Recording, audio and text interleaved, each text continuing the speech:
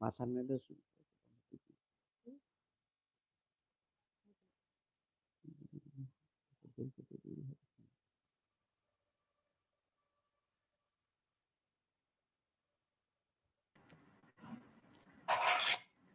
আসসালামু আলাইকুম। ওয়ালাইকুম আসসালাম, কেমন আছো তোমরা?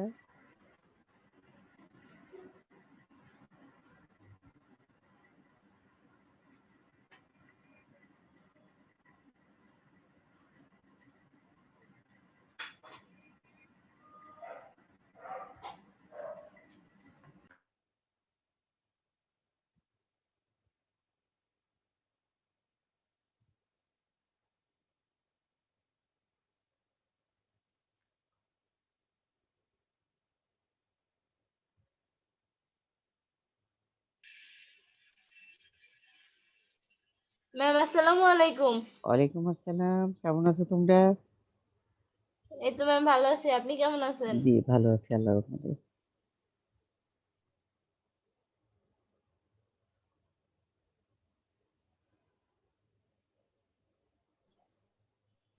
আসসালামু আলাইকুম ম্যাম। ওয়ালাইকুম আসসালাম। জি ম্যাম, কেমন আছে? জি ভালো আছি, তোমরা ভালো আছো না? আসসালামু জি আলাইকুম। ভালো আছে। ওয়ালাইকুম আসসালাম। ম্যাম সকাল খাওয়া দাওয়া করছেন নি? যে রোজা রেখেছি আমি। লেকচার 4 ও প্রথম অধ্যায় প্রাক ইসলামী আরব। সূচিপত্র আরব দেশের নামকরণ করা হয়েছে কিভাবে ব্যাখ্যা করো। আরবের ভৌগোলিক অবস্থান ও বৈশিষ্ট্যের প্রভাব মূল্যায়ন করো। আরবের অধিবাসী সম্পর্কে ব্যাখ্যা করো। আইমে জাহেলিয়া সম্পর্কে ব্যাখ্যা করো। আরবের রাজনৈতিক অবস্থা সম্পর্কে বিশ্লেষণ করো। আরবের সামাজিক অবস্থা সম্পর্কে মূল্যায়ন করো। বহু নির্বাচনী প্রশ্ন, সৃজনশীল প্রশ্ন।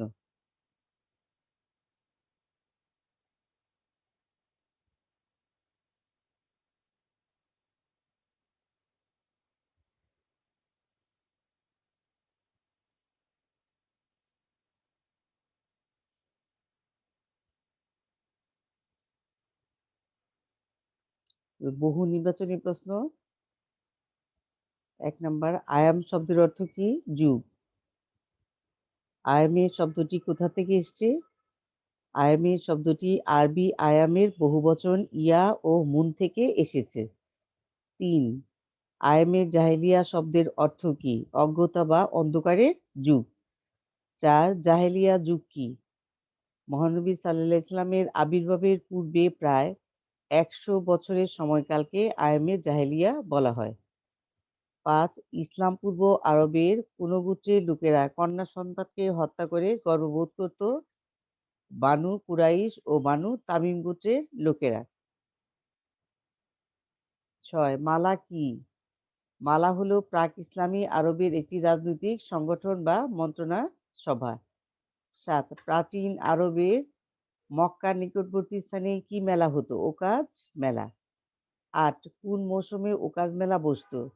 প্রতি বছর হজ মৌসুমে। ইসলাম পূর্ব সময়ের আরবি কবিতাকে কি বলে অভিহিত করা হয়? আরবি কবিতাকে the public register of the Arabs বলে অভিহিত করা হয়। গীতিকাব্যকে আরবিতে কি বলা হয়? কাসিদা।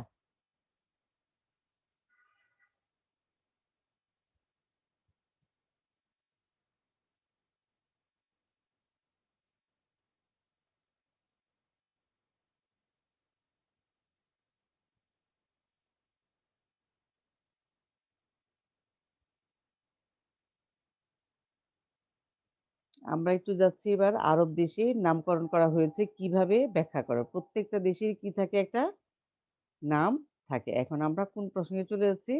আরব দেশের নাম প্রসঙ্গে আমরা চলে যাচ্ছি। আমি সেজন্য বলেছিলাম যে আরব কোন মহাদেশে অবস্থিত? আরব এশিয়া মহাদেশে অবস্থিত। এটা তোমার খুব ভালো করে খেয়াল রাখবা যে বাংলাদেশ কোন মহাদেশে অবস্থিত? এশিয়া মহাদেশে অবস্থিত। ভারত কোন মহাদেশে অবস্থিত? এশিয়া মহাদেশে অবস্থিত। পাকিস্তান কোন মহাদেশে অবস্থিত? এশিয়া মহাদেশে অবস্থিত। বার্মা কোন মহাদেশে অবস্থিত? এশিয়া মহাদেশে অবস্থিত। এই প্রশ্নগুলো তোমরা মনে রাখবে, এগুলো সাধারণ জ্ঞানের প্রশ্ন। আর কোন মহাদেশে অবস্থিত এগুলো জানানো খুব জরুরি। আরব শব্দটির আরব শব্দটি আরাবাতুন শব্দ থেকে এসেছে, যার অর্থ বৃক্ষলতাহীন মরুভূমি। অন্য সূত্র মতে হিব্রু শব্দ আভার অর্থাৎ মরুভূমি শব্দ থেকে আরব শব্দের উৎপত্তি হয়েছে। আবার কেউ কেউ মনে করেন প্রাচীন হেজাজের তায়ামা প্রদেশের আরাবা অঞ্চলের নাম থেকে আরব শব্দটি এসেছে। মতান্তরে দক্ষিণ আরবীয়দের কল্পিত পূর্বপুরুষ কাহাতনের পুত্র ইয়ারবের থেকে আরব নামের উৎপত্তি হয়েছে। আবার কোনো কোনো ঐতিহাসিকের মতে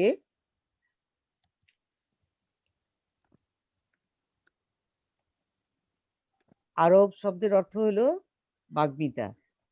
আরবরা নিজেদেরকে বাগ্মিতা বিশ্বের সেরা বলে মনে করত। ফলশ্রুতিতে তাদের মনে হয়েছে আরব। এছাড়া আরব ও আভার শব্দদ্বয়ের অর্থ মরুভূমি। অন্যদিকে পাশ্চাত্য দেশের লোকেরা আরবীয়দের সরাসরি সারাসিনি হিসাবে আখ্যায়িত করে থাকে। সারাসিনি শব্দটির উৎপত্তি হয়েছে সাহারা শব্দ থেকে। সারাসিনি শব্দের অর্থ হচ্ছে মরুভূমি। তবে আরবের অধিকাংশ অঞ্চল মরুময় বৈশিষ্ট্যের কারণে এবং বাগ্মিতায় দক্ষ হওয়ার তাদের নাম হয়েছে আরব। এই হচ্ছে তাদের আরব নামে। এখন আমরা এখানে একটা কথা বলেছিলাম যে তারা কি ছিল? ডিবেট। ডিবেটটাকে আমরা কি বলি? এখন যে ডিবেট করা হয়, এই ডিবেটের ব্যাপারে তারা খুবই ছিল যে বাগ্মিতায় তারা কি ছিল? আরবীয়দের কথায় অনেক পটু ছিল। এটার জন্য তারা বিশ্বে শ্রেষ্ঠ হিসেবে সেরা হিসেবে বিবেচিত হয়েছিল। আর আরেকটা কথা হলো যে আরবের এই যে সারাসিনি শব্দটা, আমরা সারাসিনি শব্দটা কোথা থেকে পেয়েছি? সেটা হলো যে পৃথিবীর সবচেয়ে বড় মরুভূমি কোনটি? সাহারা মরুভূমি। এই সাহারা মরুভূমি থেকেই সারাসিনি শব্দটা এসেছে। আর সারাসিনি শব্দের অর্থ কি? মরুভূমি। এগুলো তোমরা সবাই একটু আন্ডারলাইন করবা। এগুলো তোমাদের বহু নির্বাচনী প্রশ্নের জন্য থাকে। আর আরবের প্রধান বৈশিষ্ট্য কি? আরবের প্রধান বৈশিষ্ট্য হচ্ছে কি? মরুময় বা মরু, হ্যাঁ? এই কথাটা তোমরা খেয়াল রাখবে। আর আরবের আরেকটা অর্থ হচ্ছে যে আরাবাতুন শব্দ এসেছে কোথা থেকে? আরবি শব্দ থেকে। আরব শব্দ থেকে কি শব্দ এসছে? আরাবাতুন শব্দটি এসছে, যার অর্থ কি? বৃক্ষলতাহীন। আসলেও ইয়েতে আরবে গাছপালা নাই বললেই চলে। এখনো ইয়েতে মক্কাতে শুধু পাথরের পাহাড়। আর কিছু এলাকা শুধু, সেটা হচ্ছে কি তোমার মদিনা। মদিনাকে দক্ষিণ আরব বলা হয়। সেইখানে কিছু গাছপালা বৃক্ষলতা আছে। আর বাদবাকি অঞ্চল অনেকটাই বলতে গেলে কি মরু এলাকা। আর এখানে আমরা বলেছিলাম যে তাদের পূর্বপুরুষকে কাহাতনের পুত্র, তার নাম কি? ইয়ারব। এর নিচেও আলাদা নাম করবে। এই ইয়ারবের নাম থেকে কি হয়েছে? আরব নামের উৎপত্তি হয়েছে।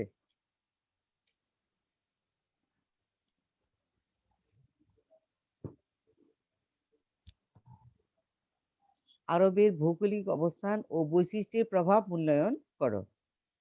আরব উপদ্বীপের বৈচিত্র্যময় ভৌগোলিক অবস্থান ও আবহাওয়া এবং জলবায়ু অধিবাসীদের জীবনযাত্রায়, মানসিক গঠনে, চরিত্র রূপায়ণে, সামাজিক আচার-আচরণে, ধর্মীয় চেতনা ও রাজনৈতিক জীবন দর্শনে ব্যাপক বিস্তার করেছে। আরব অধিবাসীদের জীবন প্রবাহে এগুলো নানা প্রভাব লক্ষ্য করা যায়। ১. মরুময় আরবের শুষ্ক আবহাওয়া, অনাবৃষ্টি, ভূমির অনুর্বরতা, চারণভূমির স্বল্পতা, পানীয় জলের অভাব, রুদ্র পর্বতমালা, রৌদ্রদক্ষ বালুকা আরবদের দুঃসাহসী ও কষ্টসহিষ্ণু, কঠোর পরিশ্রমী ও সংযমী জাতিতে পরিণত করেছে। এখানে তোমাদের একটা শব্দ আছে, সেটা চারণভূমি। কি চারণভূমি? হচ্ছে যেখানে গবাদি পশু চড়ে বেড়ায়, সেটা হচ্ছে কি? চারণভূমি। আর এই যে রুদ্র পর্বতমালা, আমরা দেখি যে আরবের অধিকাংশ এলাকায় কি পাথর আর পর্বত। কি পর্বত দ্বারা? প্রত্যেকটা পর্বত হচ্ছে শুধু পাহাড়ি, সেজন্য সেটাকে কি বলা হচ্ছে? রুদ্র পর্বতমালা।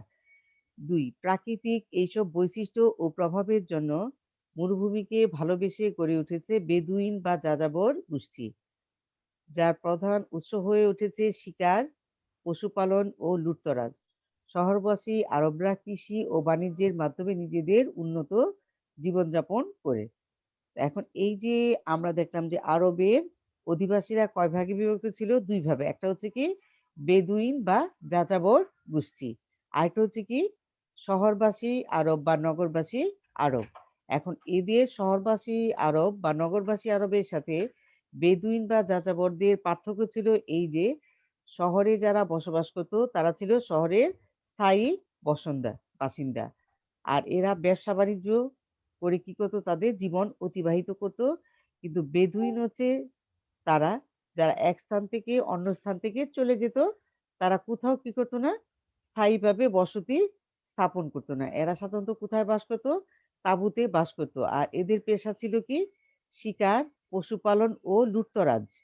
এখন কথা হচ্ছে যে এই লুটতরাজ শব্দটা আমরা এখন আধুনিক যুগে বা মধ্যযুগে লুটতরাজটা কখনোই গ্রহণযোগ্য ছিল না। কিন্তু আমরা যে সময়ে বলতেছি সেই প্রেক্ষাপট বা সময়ের বিবেচনায় তখন আমরা দেখি যে আরবদের জীবন ছিল কি দুর্বিষহ, কঠিন জীবন অতিবাহিত করতে হতো। কারণ আমরা জানি যে আরবে কোনো কৃষি পণ্য উৎপন্ন হতো না বললেই চলে। যার জন্য তাদেরকে বাঁচার প্রয়োজনে কি করতে হতো? শিকার, পশুপালনের সাথে লুটতরাজ করতে হতো। ৩. বেদুইন বা যাযাবররা খাদ্যের সন্ধানে এক স্থান থেকে অন্য স্থানে গমন এবং দুর্গম পথে চলাচলের জন্য তারা কাফেলাবদ্ধ হয়ে চলত। এভাবে গোত্রবদ্ধ হয়ে তারা আসাবিয়া বা গোত্রপীতিতে আবদ্ধ হয়। এই যে আসাবিয়া বা গোত্রপীতি এটা তোমরা ছোট প্রশ্নের জন্য শিখবে, অনুধাবনমূলক প্রশ্ন। আর তোমাদের সৃজনশীল প্রশ্নের অনুধাবনমূলক প্রশ্ন এই প্রশ্ন আসে, এটা খেয়াল রাখবে। আমরা বলতেছি যে বেদুইন বা যাযাবর কারা? যারা হচ্ছে এক স্থানে বসবাস করতো না। তো বাংলাদেশের সাথে আমরা কোন যাযাবরদের তুলনা করে থাকি কাদের? যারা হচ্ছে কি? যারা হচ্ছে তোমার জেলে, হুম? যারা হচ্ছে কি? যে বেদের সম্প্রদায় হচ্ছে বাংলাদেশের যাযাবর সম্প্রদায়। এই সম্প্রদায়ের লোকরা কখনোই কি করে না? তারা স্থায়ীভাবে বসবাস করে না। তারা কোথায় থাকতে পছন্দ করে? তারা পানিতে থাকতে পছন্দ করে। তারা নৌকার মাধ্যমে এক জায়গা থেকে আরেক জায়গায় চলে যায়। তোমাদের এগুলো উদ্দীপক থাকে সৃজনশীল প্রশ্নের। এইজন্য আমি উদ্দীপকের আলোকে তোমাদের প্রশ্ন এগুলো বললাম। সেটা হচ্ছে এই যে যাযাবর বা বেদুইনরা কি করতো? তারা এই যে দুর্গম পথে চলাচলের জন্য তারা সবসময় কি করতো? সারিবদ্ধ হয়ে চলাচল করতো। এখন এই যে সারিবদ্ধ হয়ে চলাচল করাটাকে সারিবদ্ধ মানে কি? একসাথে লাইন বেঁধে, দল বেঁধে চলাটাকে কি বলা হয়? সারিবদ্ধ বলা হয়। এখন এই যে সারিবদ্ধ হয়ে তারা চলতো, এই সারিবদ্ধটাকে কি বলা হয়? কাফেলা বলা হয়। কি বলা হয়? যে কাফেলা। তোমরা দেখবে যে মরুভূমিতে দৃশ্য দেখা যায় উটের কাফেলা। একটার পর একটা উট চলছে। হুম?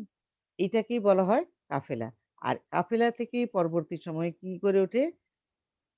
আসাবিয়া। আসাবিয়া আর এই আসাবিয়াটাকে আমরা বলতেছি গোত্রপীতি। এরপরে হচ্ছে ৪ আরবের দক্ষিণাঞ্চলের মদিনা, ইয়ামেন ও তায়েফের শ্যামল ও সুশীতল আবহাওয়া সেখানকার অধিবাসীদের শান্ত, গঠনমূলক, দয়ালু, মার্জিত, পরোপকারী ও মানবতাবাদী। অপরদিকে উত্তর আরবের মক্কা ও অন্যান্য স্থানে কলহপ্রিয়, যুদ্ধবাজ এবং গোত্রীয় দ্বন্দ্বে বিপর্যস্ত হয়ে পড়েছিল।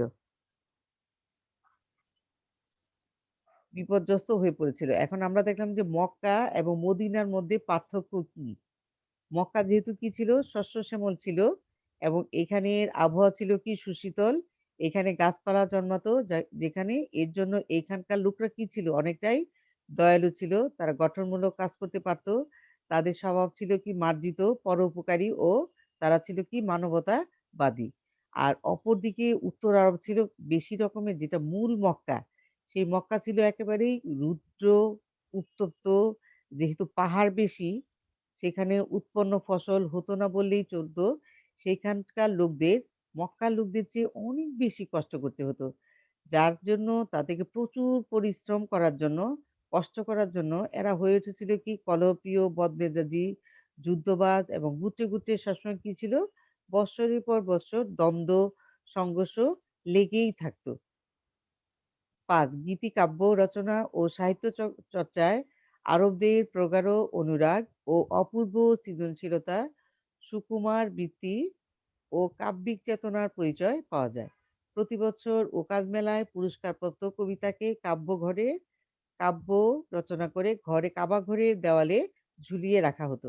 এখন আমরা বললাম যে এই যে আরবদের এত রুদ্র রুক্ষ আবহাওয়া, এর মধ্যে তাদের বদমেজাজ, যুদ্ধ, কলহ, এর মধ্যেও তারা একটা দিকে খুবই উন্নত ছিল, সেটা হলো সংস্কৃতির দিক থেকে। তাদের সংস্কৃতির জন্য তারা পৃথিবীতে শ্রেষ্ঠ হিসাবে শ্রেষ্ঠত্বের দাবিদারের উম অর্জনে তারা পৌঁছে গিয়েছিল। আর এর মধ্যে অন্যতম ছিল, আমি বললাম যে তারা বাগ্মিতা। বাগ্মিতা মানে কি? ডিবেট করা। বিতর্ক প্রতিযোগিতা, যেটা আমাদের দেশে যেটা কি বলি আমরা? বিতর্ক প্রতিযোগিতা। এই প্রতিযোগিতায় তারা শ্রেষ্ঠ ছিল। আর তারা কি করতো যে ওকাজ প্রতি বছর হজের মৌসুমে কি করতো? একটা মেলা বসতো। সেটা হচ্ছে কি ওকাজ মেলা। এই ওকাজ মেলাটা একটা তাদের আন্তর্জাতিক মেলা ছিল। এই মেলার ভিতরে কি করা হতো? বিভিন্ন গোত্রের কবিদের ৭ টা কবিতা বেছে নির্বাচিত করা হতো বা শ্রেষ্ঠ কবিতা হিসেবে নির্বাচিত করা হতো। এই কবিতাগুলোকে সোনালী হরফে বা সোনার অক্ষরে লিখে কাবা করে দেওয়ালে ঝুলিয়ে দেওয়া হতো। আর এই বিখ্যাত কবিদের আবির্ভাব হতো কখন? এই ওকাজ মেলায় কবিতা প্রতিযোগিতার মাধ্যমে। তোমাদের সৃজনশীল প্রশ্ন থাকে এবং তোমাদের সাংস্কৃতিক অবস্থার মধ্যে এটা গুরুত্বপূর্ণ অংশ। তোমরা এটা খুব ভালো করে শিখবে। আর এই কবিদের মধ্যে বিখ্যাত কবি ছিল কি? ইমরুল কায়েস। ৬. মরুভূমির উত্তপ্ত বালুকা, ঝড়ো হাওয়া থেকে আত্মরক্ষার জন্য আরববাসীরা ঢিলাঢালা লম্বা আলখাল্লা জাতীয় জুব্বা, মাথায় পাগড়ি পরিধান করত। পরিবেশ ও জলবায়ুর কারণে অধিবাসীদের খাদ্যাভ্যাসে বৈচিত্র্য দেখা যায়। এখন দেখা যাচ্ছে যে এই যে প্রখর রৌদ্রতাপ, বালুকণা থেকে রক্ষা পাওয়ার জন্য তারা কি করতো? ঢিলাঢালা লম্বা টাইপের গলা থেকে একদম পা পর্যন্ত কি করতো? লম্বা আলখাল্লা জাতীয় জুব্বা পরতো। যেটা হলো তোমার হলো পাঞ্জাবিটাকে কি ছিল তাদের? লম্বা ঢিলাঢালা, সেটা জুব্বা টাইপের ছিল। আর মাথায় তাকে প্রখর রৌদ্র থেকে রক্ষার জন্য তারা কি করতো? সবসময় পাগড়ি পরিধান করত। আর আমরা দেখলাম যে এই আবহাওয়ার কারণে তাদের খাদ্যাভ্যাসেও কি ছিল? অন্যরকম ছিল। এখন এই খাদ্যাভ্যাসের মধ্যে তাদের প্রধান খাদ্য কি ছিল? খেজুর। খেজুর ছিল তাদের প্রধান খাদ্য। এদিকে একটু খেয়াল রেখো, পশুর মাংসও তারা খেত, কিন্তু পশু ছিল সেখানে কম জন্মাতো বা পশুর বেশি ছিল না, গাছপালা বৃক্ষলতা না থাকাতে। তোমরা ম্যাম কবির নামটা কি বললেন? জি, খেজুর। কবির নামটা কবি একটু হলো একটা ইমরুল কবির নাম কায়েস। বলেন। ইমরুল কায়েস তোমাদের আমি সৃজনশীলের ক এর প্রশ্নে লিখিয়ে দিয়েছি। ইমরুল কায়েস। কবির নাম ছিল ইমরুল কায়েস, যাকে আরবের শেক্সপিয়র বলা হতো। তোমরা চ্যাট বক্সে তোমাদের নাম লিখিয়ে দিয়েছো, রোল নাম্বার, নাম জি জি। Yes, ma'am. সবাই Yes, লিখে ma'am.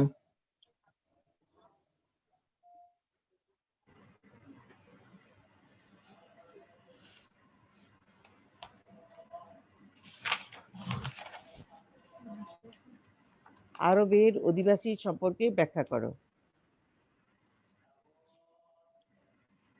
ভৌগোলিক অবস্থানগত কারণে আরবের অধিবাসীরা প্রধানত ২ ভাগে বিভক্ত ছিল। এক হচ্ছে শহরবাসী বা নগরবাসী বা স্থায়ী বাসিন্দা। ২ মরুবাসী বেদুইন বা যাযাবর। তাহলে আরবের ভৌগোলিক কারণে আরবের অধিবাসীদের কয় ভাগে ভাগ করা যেত? ২ ভাগে। একটা হচ্ছে কি শহরবাসী বা নগরবাসী আরব, যারা স্থায়ীভাবে শহরে বসবাস করতো, এজন্য তাদেরকে কি বলা হতো? স্থায়ী বাসিন্দা বলা হতো। আর ২ হচ্ছে মরুবাসী বেদুইন বা যাযাবর, যাদের কথা আমরা একটু আগে বললাম যে তারা কি করতো? স্থায়ীভাবে বসবাস করতো না, এক স্থান থেকে তারা অন্য স্থানে চলে যেত। এখন শহরবাসী বা নগরবাসী আরব বা আরবের স্থায়ী বাসিন্দা, যারা শহরে স্থায়ীভাবে বসবাস করে তাদেরকে শহরবাসী আরব বলা হতো। শহরে স্থায়ী বাসিন্দারা কৃষিকাজ ও ব্যবসা বাণিজ্য করে জীবিকা নির্বাহ করত। ব্যবসায়িক কারণে বহির্বিশ্বের সাথে ব্যাপক সম্পর্ক স্থাপিত হয় মরুবাসী বেদুইনদের তুলনায় অধিকতর রুচিসম্পন্ন, মার্জিত ও সংস্কৃত মনা ছিল শহরবাসী আরবরা। ওমান, হাজরামাউত, ইয়েমেনের উর্বর অঞ্চলের প্রথম দিকে নগর গড়ে উঠলেও কালক্রমে পানির উৎসকে কেন্দ্র করে মক্কা, মদিনা, তাইফ, ইয়াসরিব সহ বিভিন্ন স্থানে নগর গড়ে ওঠে এবং নগরবাসী স্থায়ী জনগোষ্ঠীর সংখ্যা দিন দিন বৃদ্ধি পেতে থাকে। এখন আমরা দেখলাম যে এই যে বেদুইনদের চেয়ে যারা হলো শহরে থাকতো তারা স্থায়ীভাবে বসবাস করতো। এদের পেশা ছিল কি? এদের পেশা ছিল কৃষিকাজ, আরেকটা হচ্ছে ব্যবসা-বাণিজ্য করা।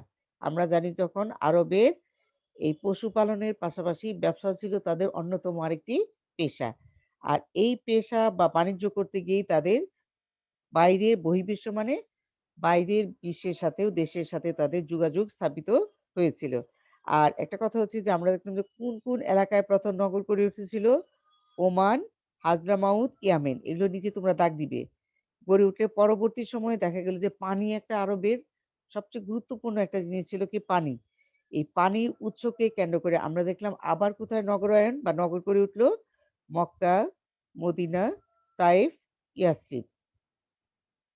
Mecca, Medina, Taif, Yathrib. আমরা জানি যে মদিনার পূর্ব নাম কি? ইয়াসরিব।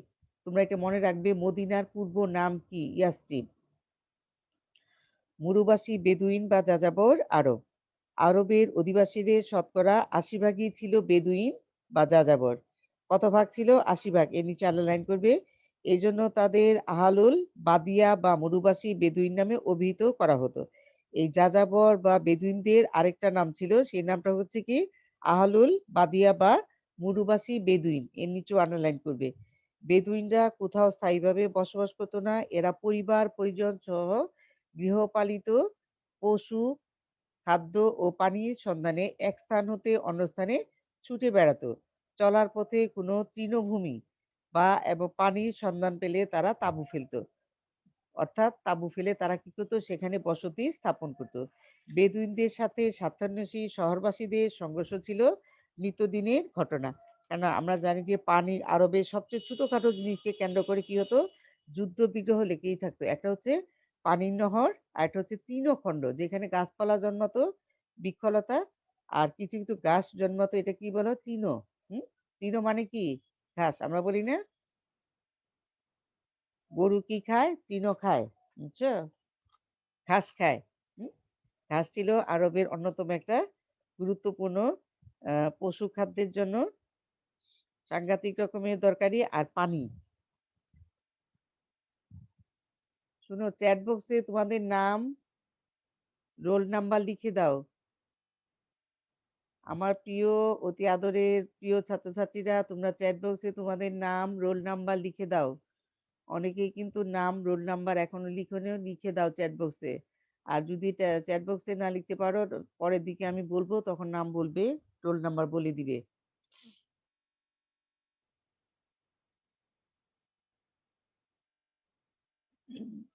আইএমএ জাহিলিয়া সম্পর্কে ব্যাখ্যা করো। আইএমএ জাহিলিয়া আরবি শব্দ। আয়াম শব্দের অর্থ যুগ এবং জাহিলিয়া অর্থ তমসা, অজ্ঞতা, কুসংস্কার। মহানবী সাল্লাল্লাহু সাল্লামের আবির্ভাবের পূর্বে প্রায় ১০০ বছরের সময়কালকে আয়ামে জাহেলিয়া বলা হয়। এ সময় আরবের মানুষের মধ্যে কোনো প্রকার নৈতিকতা, সততা, দায়িত্বজ্ঞান ও শালীনতা ছিল না। অন্যায় অনাচারে ভরপুর ছিল। এই জন্য এই সময়কে আয়ামে জাহেলিয়া বা অন্ধকারের যুগ বলা হয়। এখন এই যে আয়ামে জাহেলিয়া, এখানে ২ টা শব্দ। একটা হচ্ছে আয়াম, আরেকটা হচ্ছে কি? জাহেলিয়া। যদি আমরা ২ টাকে আলাদা করি, আয়াম শব্দটাকে আলাদা করি আর জাহেলিয়া শব্দটাকে আলাদা করি, তাহলে দেখা যাবে যে আয়ামটাকে ভাঙলে কি হয়? আয়াম শব্দের অর্থ হচ্ছে কি? যুগ। যুগ মানে হচ্ছে কি? সময়। ডিউরেশন যেটা পিরিয়ড, কাল বা যুগটাকে, সময়টাকে বলা হয়েছে। আর জাহেলিয়া শব্দের অর্থ হচ্ছে কি? তমসা। তমসা, অজ্ঞতা, কুসংস্কার।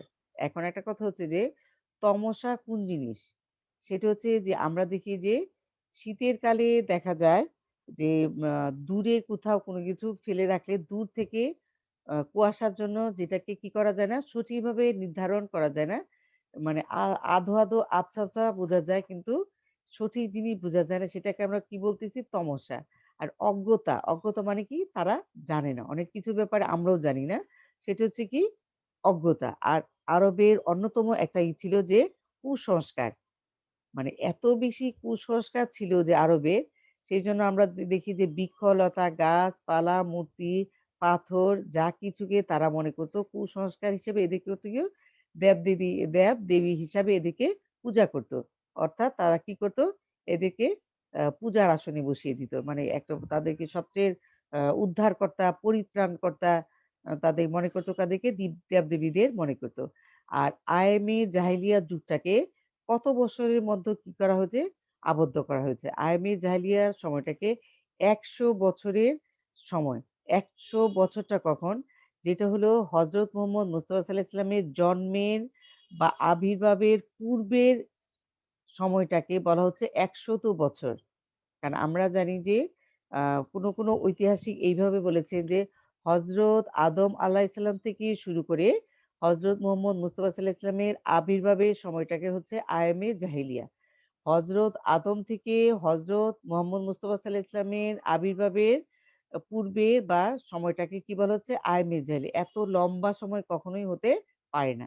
তাহলে ঐতিহাসিকভাবে এটা আমরা কি করতে পারি না? গ্রহণ করতে পারি না। আবার বলা হয়েছে ঈসা আলাইহিস সালামের জন্মের আবির্ভাবের থেকে হযরত মুহাম্মদ মুস্তাফা সাল্লাল্লাহু আলাইহি ওয়াসাল্লামের জন্মের আবির্ভাবের সময়টাকে কি বলা হয়েছে? আয়ামে জাহেলিয়া বলা হয়েছে। এই সময়টাও একটা লম্বা সময়। সেই সময়টাকে আমরা আয়ামে জাহেলিয়া যুগ হিসাবে ধরতে পারি না বা গ্রহণ করতে পারি না। আমরা যেটা ঐতিহাসিকভাবে গ্রহণযোগ্য সেটা হচ্ছে যে হযরত মুহাম্মদ মুস্তাফা সাল্লাল্লাহু আলাইহি ওয়াসাল্লামের জন্মের বা আবির্ভাবের পূর্বের ১০০ বছরটাকে কি বলা হয়? আয়ামে জাহেলিয়া বলা হয়। তোমরা নাম লিখে দাও, তোমাদের রোল নাম্বার লিখে দাও চ্যাট বক্সে। আর যারা পরে ঢুকেছো তাদের রোল নাম্বার, নাম চ্যাট বক্সে লিখে দাও। আর পরে আমাকে রোল নাম্বার যারা দিতে পারবে না, রোল নাম্বার, নাম বলে দিবে। একজন করে বলবে, হ্যাঁ? আস্তে ধীরে সুস্থিরে বলবে। যাতে তোমরাও আমি নামটা লিখে নিতে পারি, রোল নাম্বার লিখে নিতে পারি এবং তোমাদের রোল নাম্বার কি বলে অ্যাটেন্ডেন্স করাটাও সুন্দরভাবে হয়ে যায়। আরবের রাজনৈতিক অবস্থা সম্পর্কে বিশ্লেষণ করো।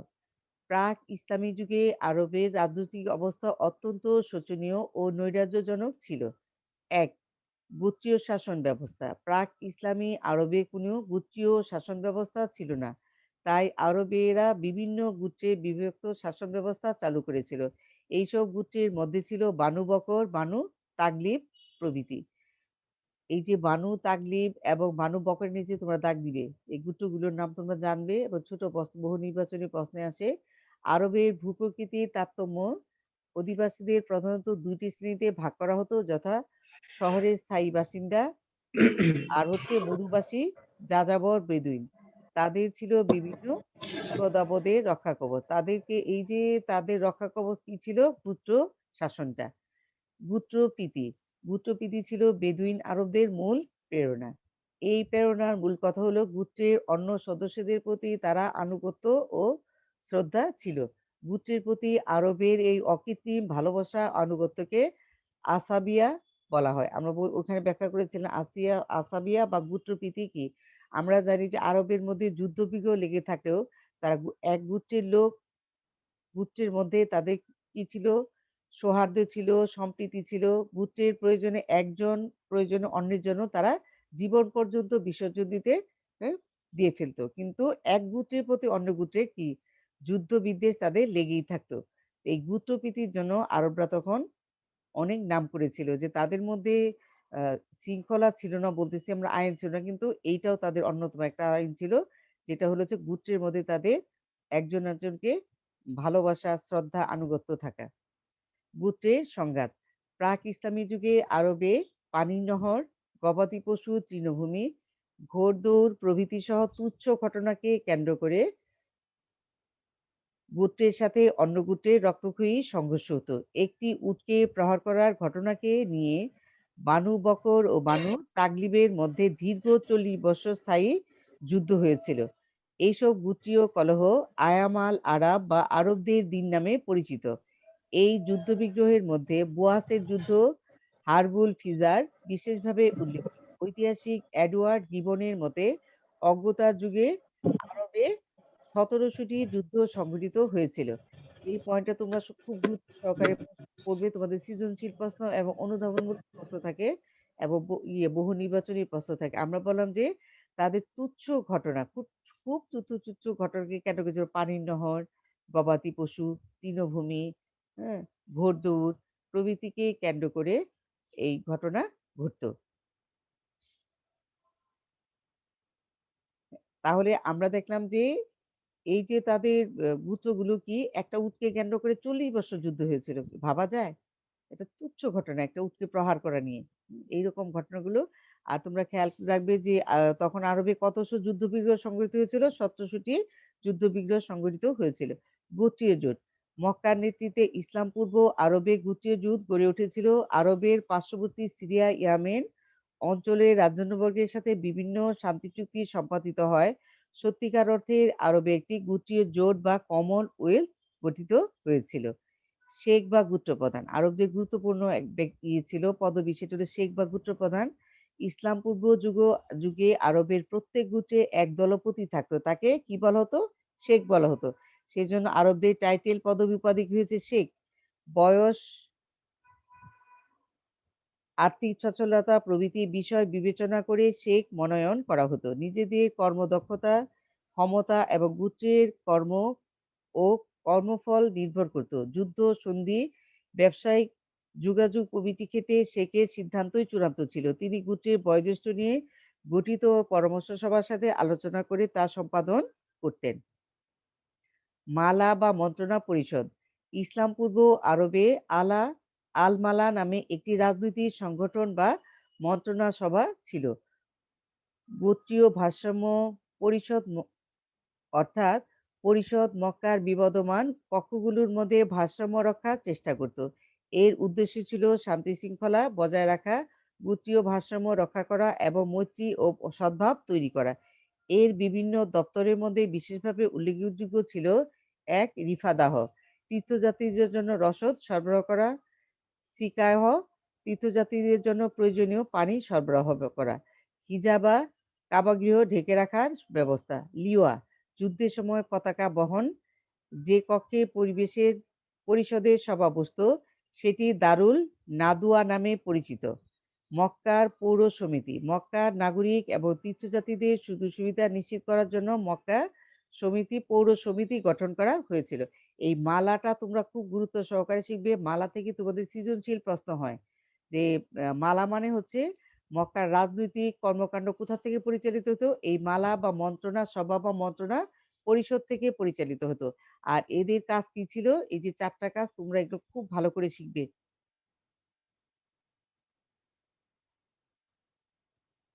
বিচার ব্যবস্থা। সরকার কাঠামো বা শাসন পদ্ধতি সম্বন্ধে আরবরা পুরোপুরি অজ্ঞ থাকায় তাদের বিচার ব্যবস্থা ছিল না। আরবের সর্বত্র জোর যার মুল্লুক তার, মাইট ইজ রাইট নীতি প্রচলিত ছিল। তারপরে রক্তের বদলে রক্ত, চোখের বদলে চোখ, দাঁতের বদলে দাঁত নীতিতে তারা বিশ্বাসী ছিল। কোনো কোনো ক্ষেত্রে ব্লাড মানি, অর্থাৎ দিয়াতের বিনিময়ে হত্যাকারী মুক্তি লাভ করতে পারত। যে তারা কি করতো, তাদের যে এতই প্রতিহিংসা পরায়ণ ছিল যে তারা কি করতো, যে জোর যার মূল্যনীতি ছিল এবং রক্তের বদলে রক্ত, চোখের বদলে চোখ, দাঁতের বদলে দাঁত নিত। এর একটাই শুধু সমাধান ছিল, সেটা হলো ব্লাড মানি, বা ব্লাড মানিটিকে কি বলা হতো? দিয়াত বলা হতো। দিয়াতটা হচ্ছে ক্ষতিপূরণ দিলেই তাদেরকে মুক্তি দেওয়া হতো।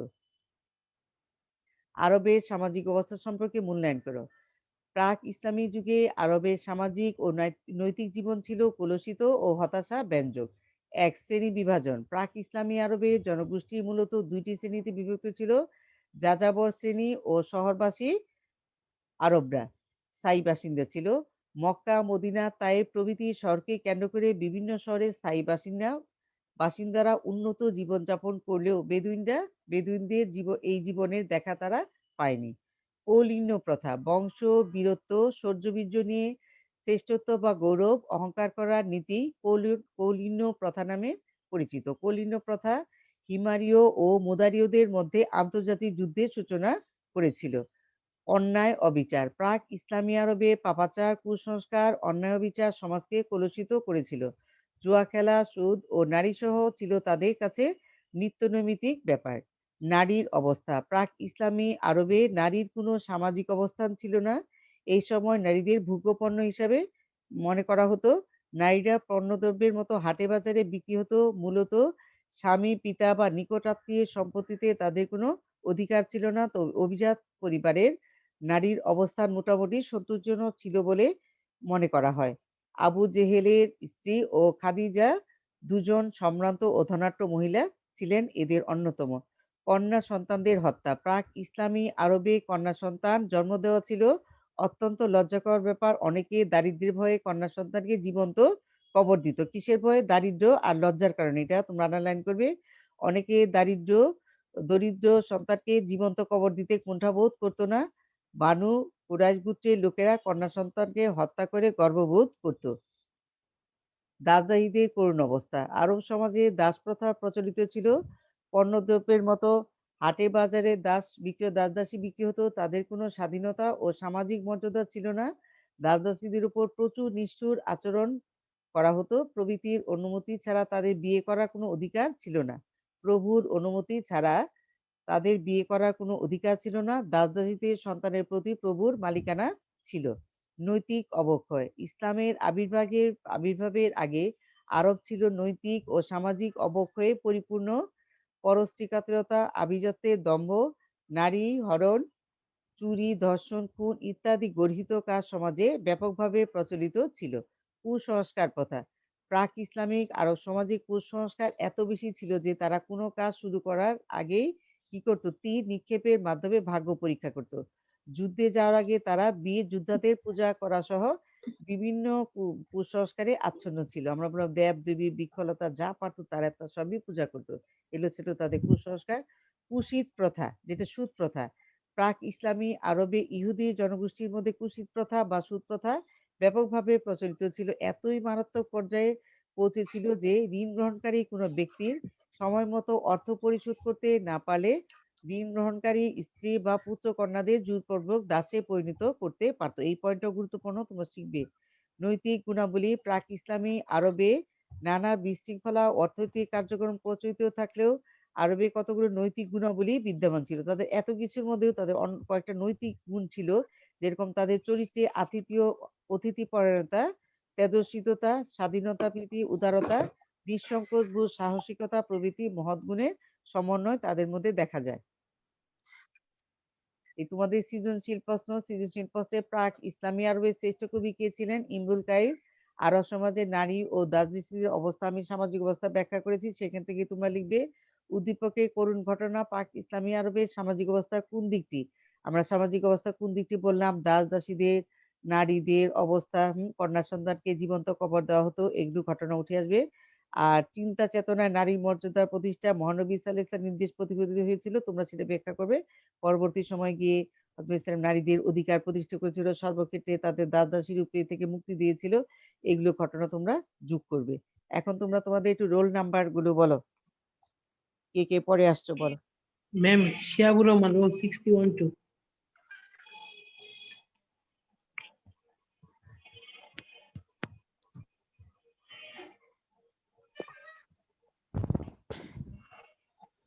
শিহাব তোমার রোল বলো।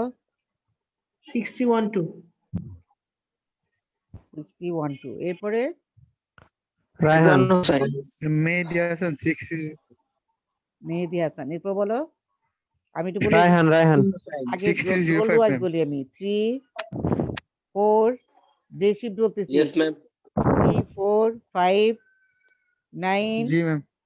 12 ma'am 16 32 33 34 yes ma'am 36 37 yes ma'am 37 40 yes ma'am 41 41 45 46 yes ma'am 46 yes ma'am Rajib 47 Nazmul yes ma'am 51 55 58 Yes, 60 ma'am. 51 ma'am. Imtiaz Imtiaz, Yes, ma'am. 51, madam. Redwan Hussain. আচ্ছা Ridwan Hossain, 62, Rashed, 62, 60, Yes, ma'am. 69, Abu Yes, সালে, ma'am. Yes, ma'am. 18,